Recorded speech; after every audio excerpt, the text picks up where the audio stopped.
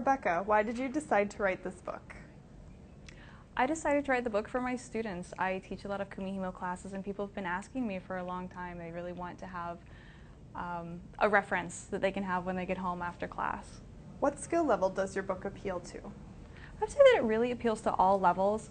The beginning of the book starts at the very beginning. So if you have no experience with Kumihimo, that's perfect. You can start there. But I also include more advanced projects with beads and counted patterns, and has tips for everybody. So even if you've done Kumihimo before, I think you'll find something there for you. What inspired you to create the projects that are in the book? Well, I'm really lucky because I own a bead store, so I spend my days surrounded by beads, and really I'm inspired by the beads. So I would see a new bead come in, I think, what could I do with this bead? How can I make this into an interesting Kumihimo project? And that's usually where I start. Who or what has influenced your work and why? I'd have to say that my mom has been a big influence on my work.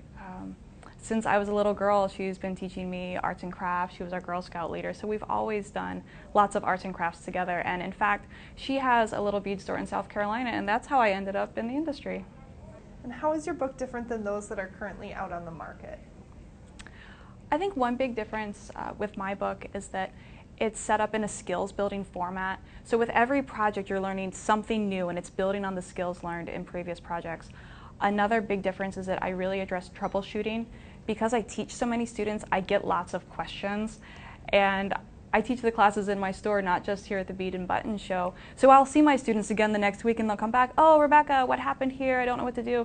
So I really know what the most common questions are, and I address that in the book. There's a whole troubleshooting section with photos of mistakes so you can self-diagnose when you're at home.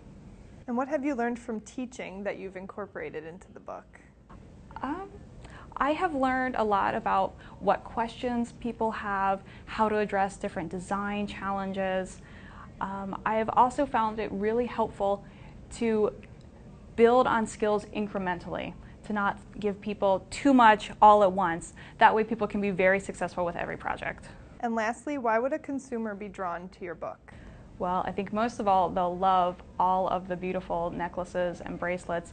And I cover a variety of different styles, so I think there's something for everyone there.